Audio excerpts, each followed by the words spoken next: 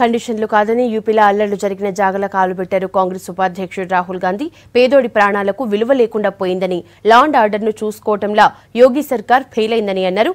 రాహుల్ని బతిమిలాడుకుని అక్కడి నుంచి పంపించారు పోలీసులు.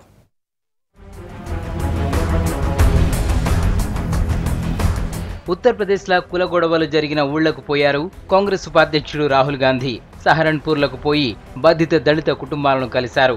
చిన్నపిల్లలను దగ్గరకు తీసుకుని బాధితుల మంచి చెడ్డలు అరుచుకున్నారు. అల్లర్లు ఎట్లా జరిగినాయని, సర్కారు సాయం అందుతుందా లేదా అని తెలుసుకున్నారు రాహుల్ గాంధీ.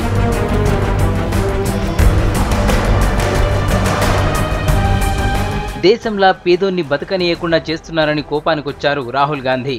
సహరన్పూర్ ప్రాంతానికి వస్తానంటే పోలీసులు ఒప్పుకోలేదన్నారు. యూపీ ప్రజలకు యోగి ఆదిత్యనాథ్ సర్కార్ రక్షణ కల్పించలేకపోతున్నదని, జనం ప్రాణాలు కాపాడలేకపోతున్నదని గరమైనారు.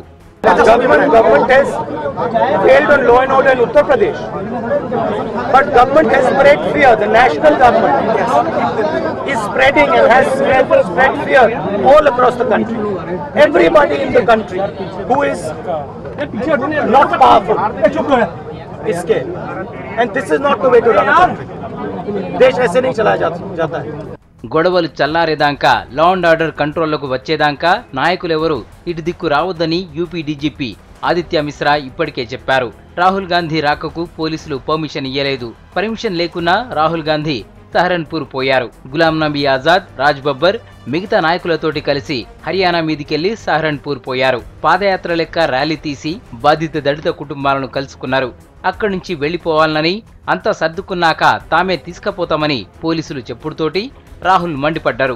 కొద్దిసేపు ఒకరినొకరు మాటలనుకున్న తర్వాత అక్కడి నుంచి రాహుల్ వెళ్లిపోయారు.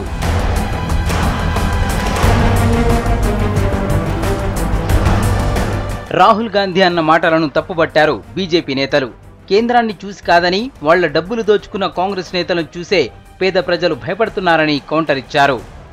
हाँ, लोग डरे हैं, लेकिन जो चोरी करते हैं, कालाबाजारी करते हैं, जिन्होंने करोड़ों हजारों करोड़ रुपए खाए हैं, जो कांग्रेस के कार्यकाल में खा गए थे, वो सब जरूर डरे हुए हैं. लेकिन राहुल गांधी जी अगर लंबे समय तक राजनीति में यहाँ रहे, व्यस्त अपने आप को रखे, तो हो सकता है उनको भी वही दिखेगा जो देश के अन्य वासियों को दिख रहा है.